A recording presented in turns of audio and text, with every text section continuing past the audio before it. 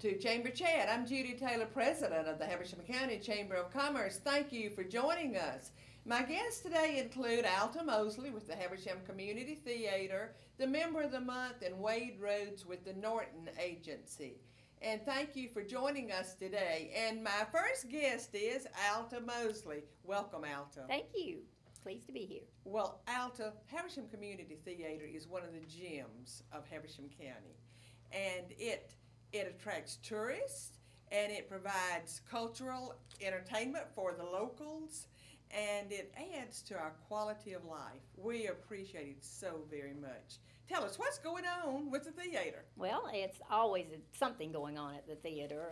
I was talking to Larry, our filmer, a little earlier, and he was saying, well, when do you do things? We do things all year long. So we just began our 2014-2015 season, and we started that off actually announcing the end of a project that we had going on last year, which was to retire our mortgage. And we were able to say, yay, we did it. So with the help, we're delighted. With the help of a lot of our members and patrons who made donations, and we did a whole lot of extra work last year.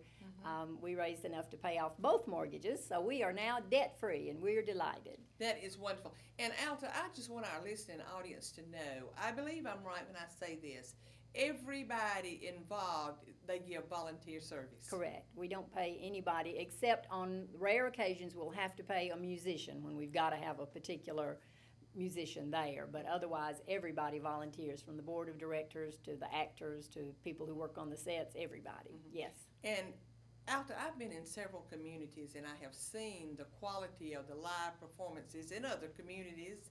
And we're just so fortunate here in Habersham County to have the quality of the productions that you all have. And your new season lineup looks so interesting. Tell our audience what some of the plays are. It is going to be a good one. We are determined to make people laugh this year. They're going to have something to laugh about if the economy and the world is not something to laugh about.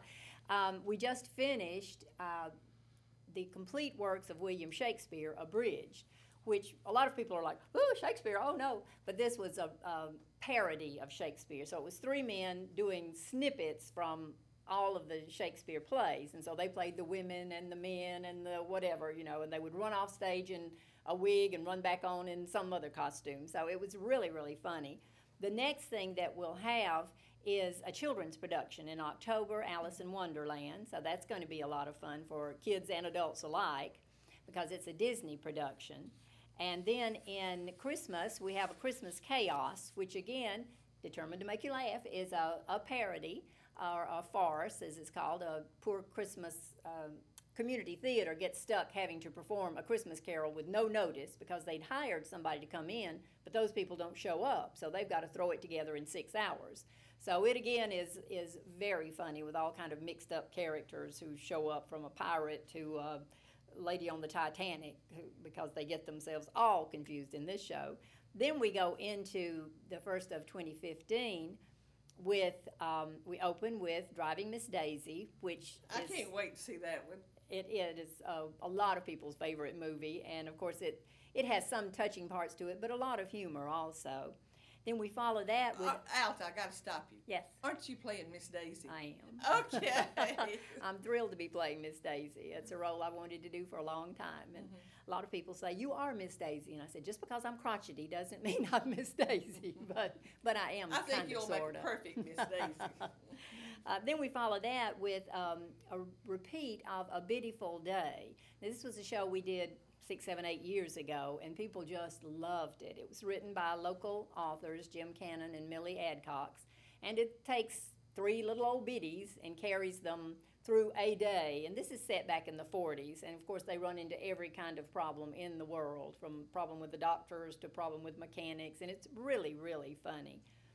Then we've got the third in a series of shows about Southern, that are based on Southern comedy, and it's called Southern Hospitality. So it carries the family, the Futrells, on in their journey, and they are the people who have come before. Have seen Dearly, Dearly Beloved, and then Christmas Bells we did this past year, and then we'll be following up with Southern Hospitality.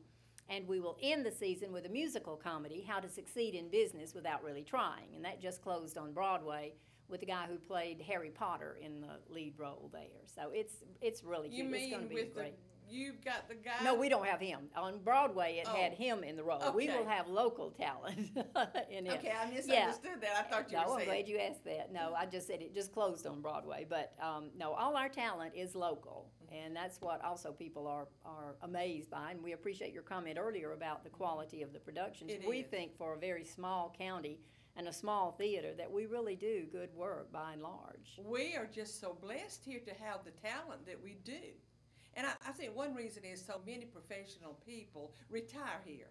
And That's they true. have the talents that you're looking for. Right, they do. And we're just amazed every time we turn around and here comes a new person, they pop in. I forgot to mention too, in addition to those shows that we're doing, which are what we call our season, we also have Avenue Q coming back in January, and Avenue Q is a adult puppet show with Muppet-like puppets, and it has a message for everybody, when basically the message is, accepting diversity, and it's also a message particularly to young college students or people who've just gotten out of college that life isn't always going to turn out exactly like you think it will. You think you're going to waltz out of college and walk right into that $100,000 a year job, and it doesn't always work that way. So It was a very good play last year, Yes, and a very good production.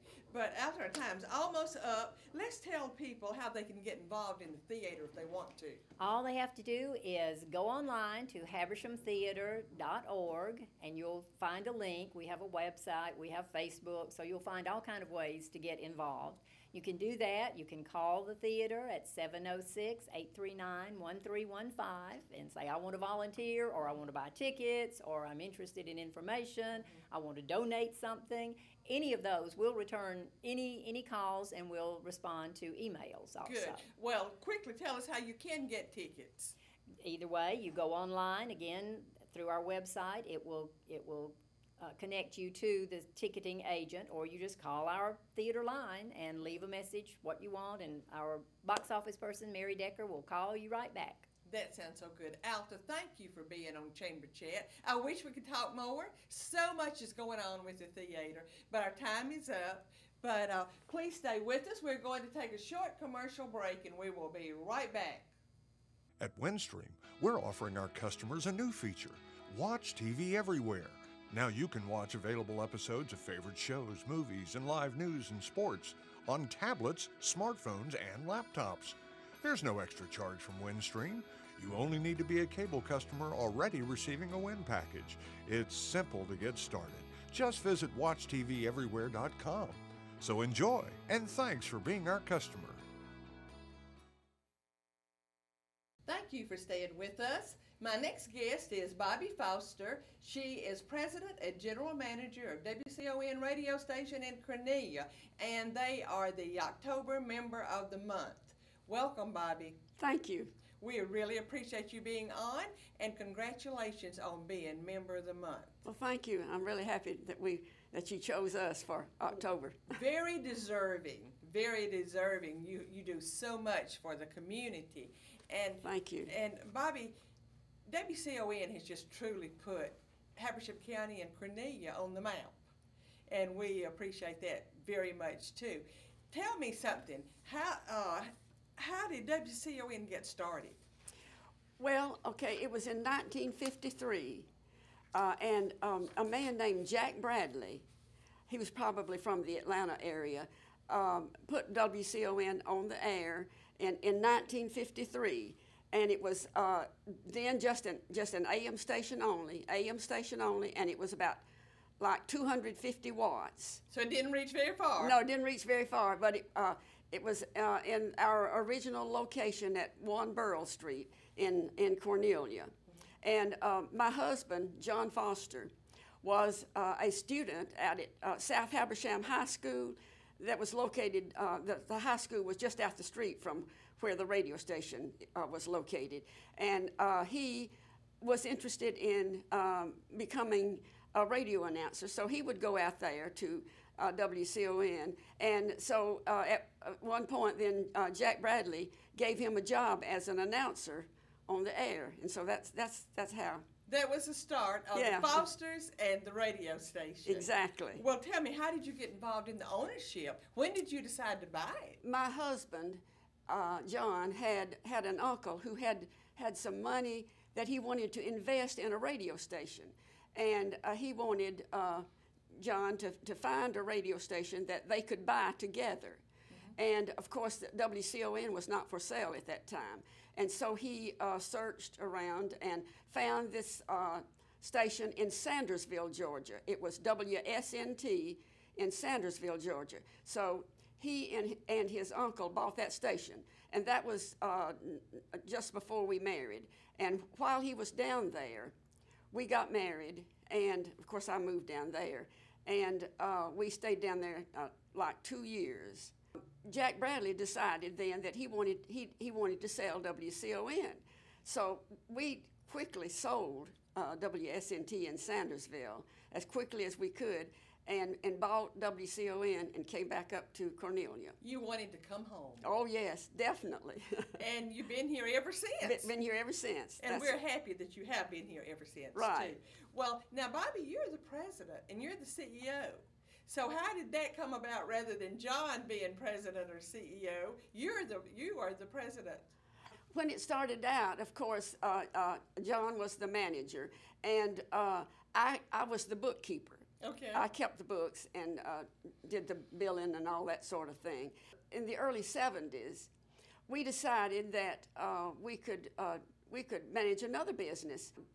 The radio station really didn't need both of us, and so we bought Habersham Broom Company. Oh, I did not know that. In Cornelia. It was in Cornelia, and so he left the radio station and managed Habersham Broom Company, and I took over management of the station, and I've been there ever since. Been there ever since. Well, tell me now, when did you go FM? Because when you first bought it in 1953, you were just AM and you did not reach very far. When did you go FM? I would say somewhere in the mid 70s, we were able to get an FM frequency, 99.3, of course. To begin with, it was like 3,000 watts, and this was in the mid 70s. Your FM station was like 3,000. Yeah, the FM station. We got the FM station, and it was only 3,000 watts to begin with. But when we first got the FM, FM, was fairly new, and our AM station continued to be our main station there for a while, and we just played music. We'd play music on the FM, and continued to do our main business on the AM. And so gradually that changed. It has changed. And it's the other way around now. Yes. And now you have 3 stations. We have 3 stations. You have 2 FM stations and 1 AM, and you have 1 very strong FM station. Right. I have heard it the other side of Atlanta. Exactly, right. How many?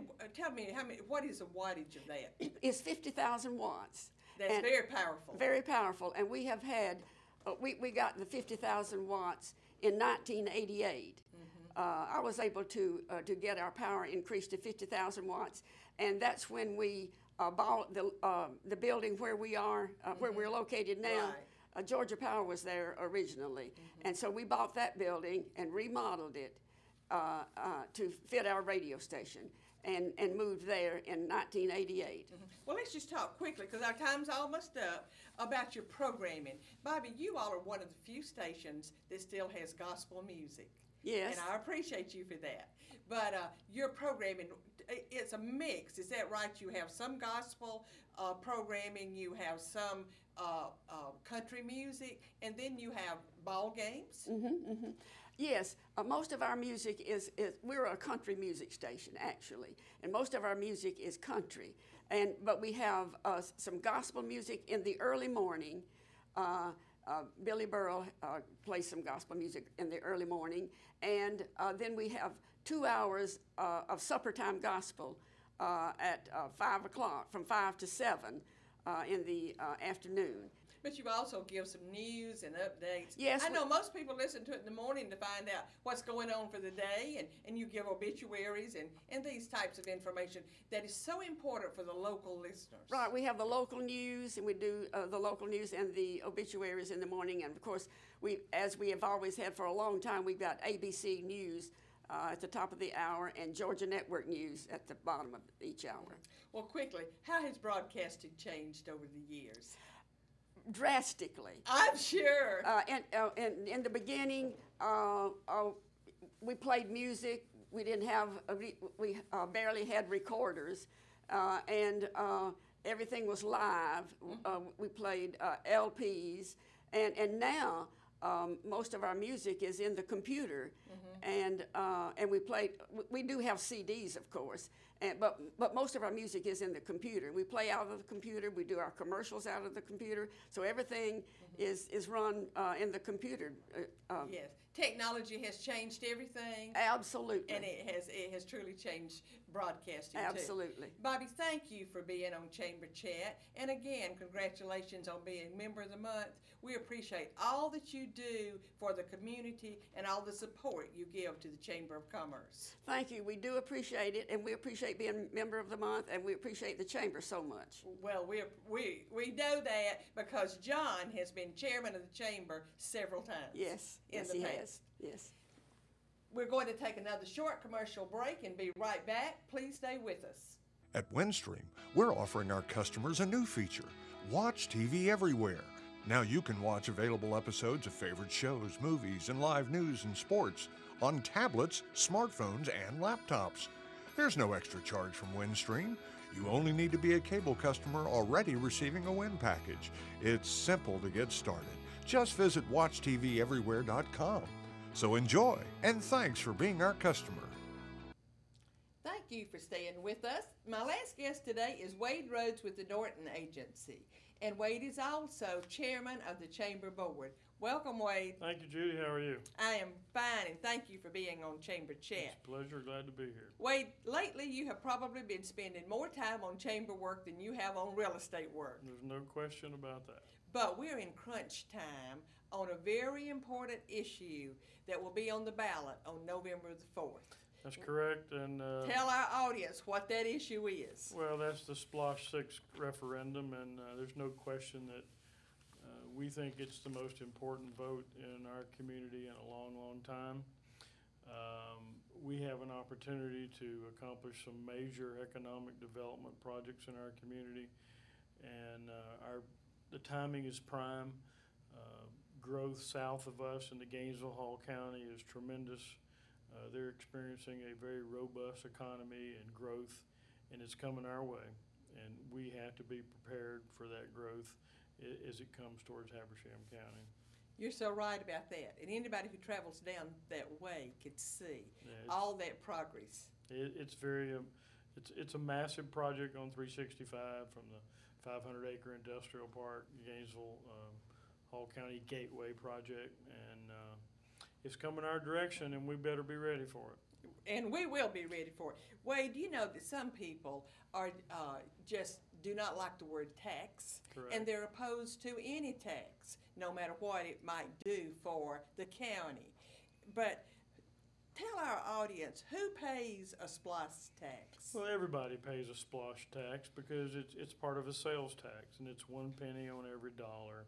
So everybody that spends any dollars in this community is contributing to the SPLOSH tax, whether you live here or not, whether you're a property owner or not, and you spend dollars here, 1 penny per dollar goes towards the county for a SPLOSH tax. That is so right, and it's estimated that somewhere between 25 and 30% of this revenue will come from visitors passing through the county. Absolutely. You know, we are a major corridor from Atlanta to the Northeast Georgia mountains and Highlands and Cashiers and Cherokee and Clayton.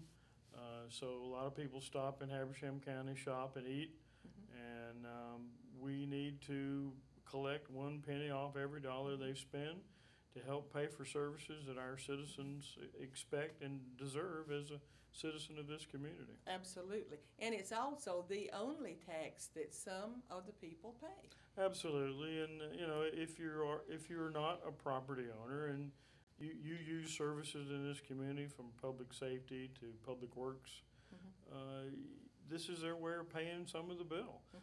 All the services that we expect from a citizen, from fire protection, police, ambulance, landfill, cannot be paid for on the backs of property owners. It has to be shared by everyone who uses those services. I hope it is. I certainly hope that it is.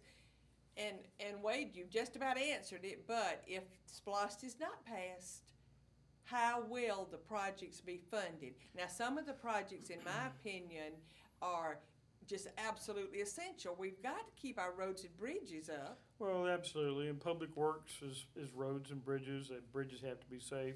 Roads have to be paved. And unfortunately, it'll be passed on to property owners on the back of their property tax. The other major project in this is our hospital. It is our hospital. It's a great hospital. The debt on the hospital has to be paid one way or the other. And people who use that hospital and use the emergency services, they should share in the expense of paying down the debt on that hospital, whether you are a property owner or not. And the only way to have them share in that is through a sales tax, which is the fairest tax there is. And the other thing is, no matter what happens to the hospital, if it closed its doors, whatever happens, that debt has still got to be paid. Absolutely, and the greatest thing that that people need to realize, restructuring the debt has made the hospital operate in the black. It's a cash flow refinance project that makes a hospital operate in the black month after month, and that's important. And the hospital is so important to this community, especially for economic development, and you know that. Well, it's a major economic driver. For one, it's 600 employees up there that either live in this community or nearby. They spend money in this community. That hospital buys supplies from local people. It's a major economic driver. And then from the commercial real estate standpoint and development, when you bring a prospect into this community, they ask two questions. I want to see your education, and I want to see your hospital. That's right. And without that hospital, we would not have any economic development.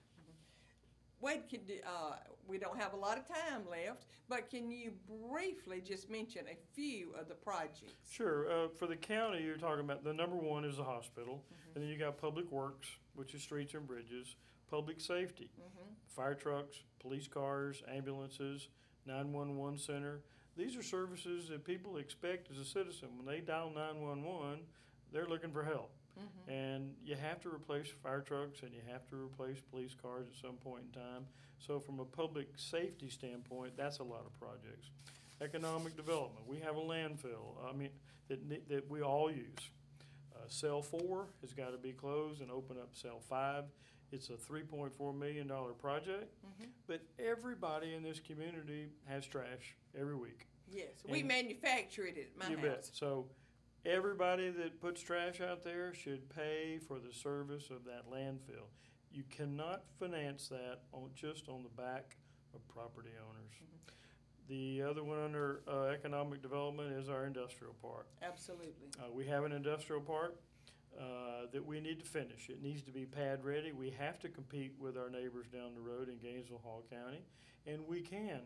If that industrial park was pad ready and water and sewer services were to every pad, we can compete with Gainesville, Hall County because our land prices are cheaper. We can build smaller buildings, but you have to have it ready. When a person looks at that park, you got to be ready to build. Right. One last question quickly, Wade. We hear a lot of complaints about accountability of past SPLOST. Tell our audience about the accountability or the oversight for this. I think that's the biggest complaint that people have is that projects that were promised in the past were not used, were not paid for through SPLOST, or maybe the SPLOST money was used for something different. That can't happen anymore from a legislative standpoint, but the oversight committee that we're going to establish we're going to establish that before the election. These will be people in the community that are known, that are trusted, well-liked, not politically oriented at all, that will be a reporting committee to report to the public every 6 months how much money has come in, where did the money go, which cities got what amounts, and what projects they're being spent on. This is a reporting process to hold our elected officials accountable and to provide transparency to the voters. Right. Wade, thank you for being on Chamber Chat today. Well, thank you. And thank you for all the work that you are doing. Well, it's a lot of fun.